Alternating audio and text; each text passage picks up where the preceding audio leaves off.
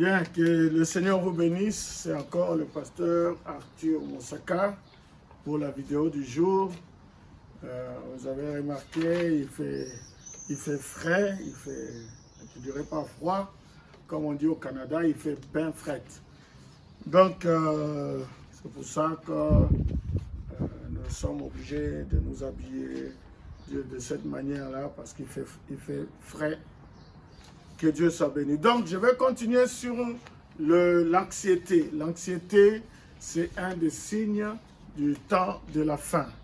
Je vais lire, avant que je lise l'écriture, j'ai relis un peu la définition de l'anxiété pour vous remettre dans le bain.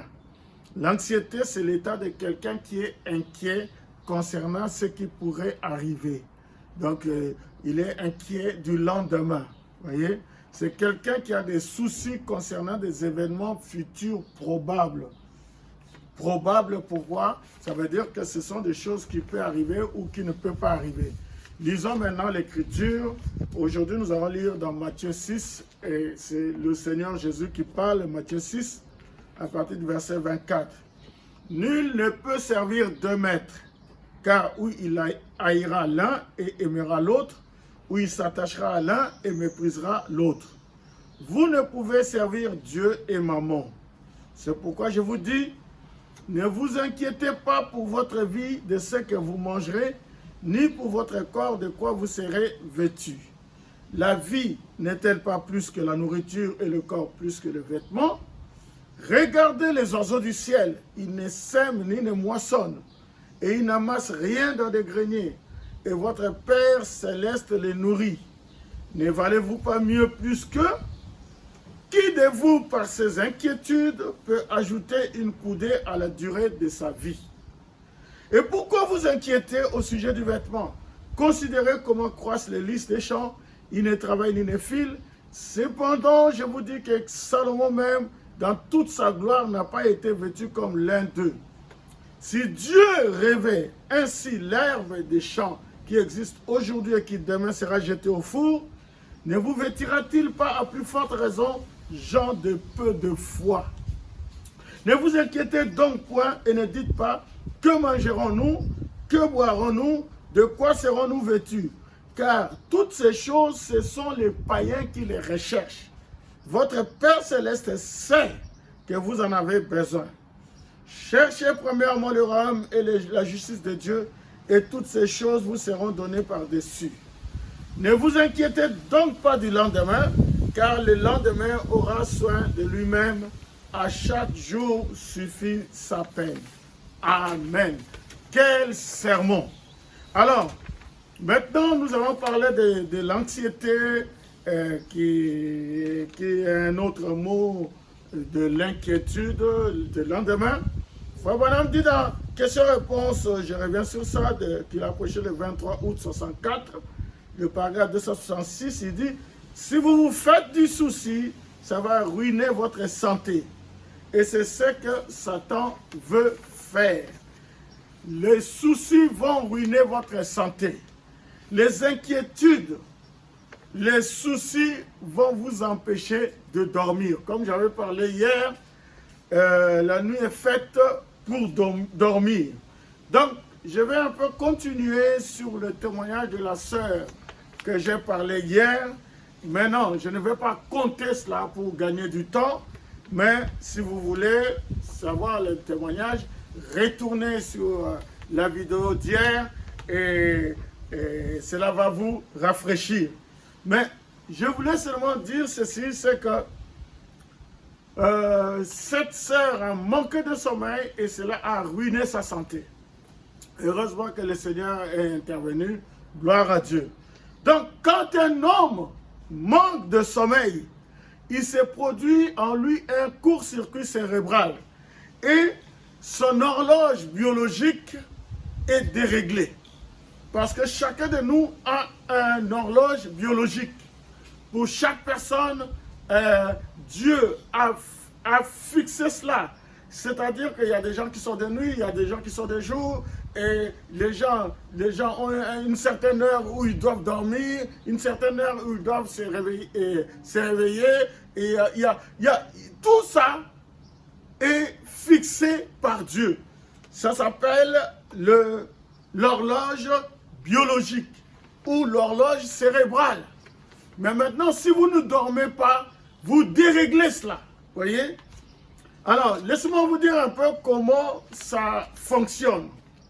Nous avons 3 neurotransmetteurs qui rythment nos jours et nos nuits. Voyez?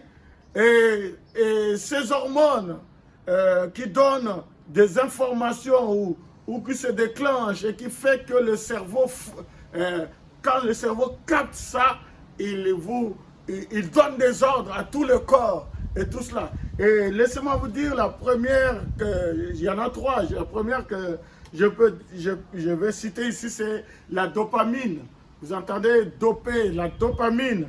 Et ça nous sert, c'est comme un démarreur. Cette dopamine, c'est ça qui nous réveille. C'est l'hormone de réveil. On l'appelle aussi l'hormone du bonheur. C'est pour ça que quand quelqu'un a bien dormi, quand il se réveille, on lui pose la question « Comment ça a été la nuit? Oh, j'ai bien dormi. » Et il commence la journée avec un grand sourire, avec du bonheur, parce que c'est l'hormone du bonheur. Ça s'appelle la dopamine. Vous voyez?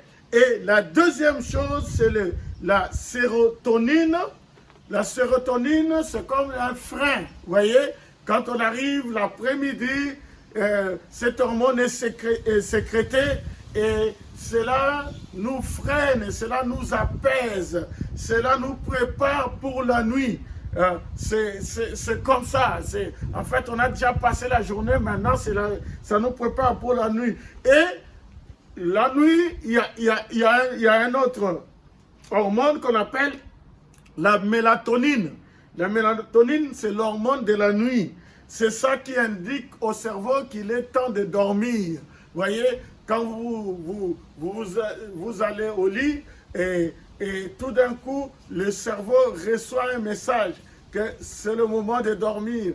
Et le cerveau commence à éteindre les lumières, et vous dormez.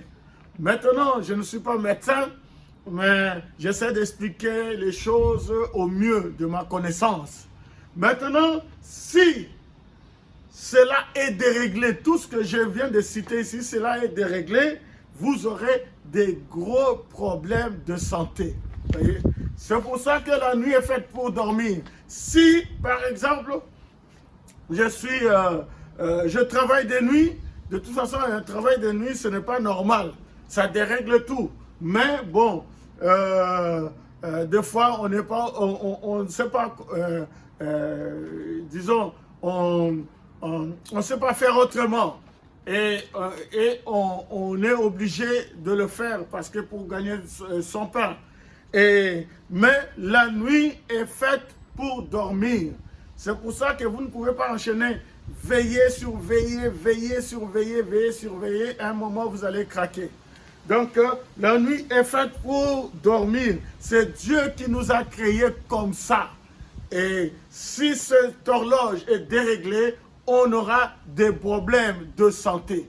Je pense que j'ai été très clair. Vous savez, l'homme ne crée pas, l'homme ne fait que fabriquer. Dieu est le créateur. Maintenant, une des choses qui dérègle cette horloge, c'est l'anxiété.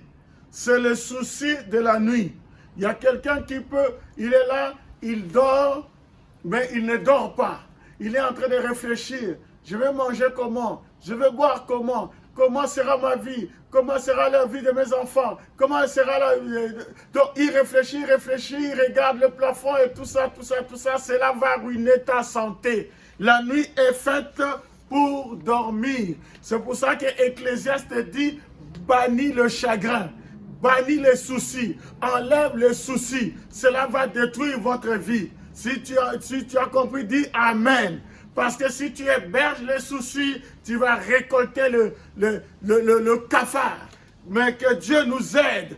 Tu vas récolter la dépression. C'est ça qui est en train de ruiner ta vie. Maintenant, mon dernier verset biblique, la Bible dit, dans Proverbe 12, le verset 25, l'inquiétude dans le cœur de l'homme l'abat. Mais une bonne parole le réjouit. Alléluia. L'inquiétude te met par terre.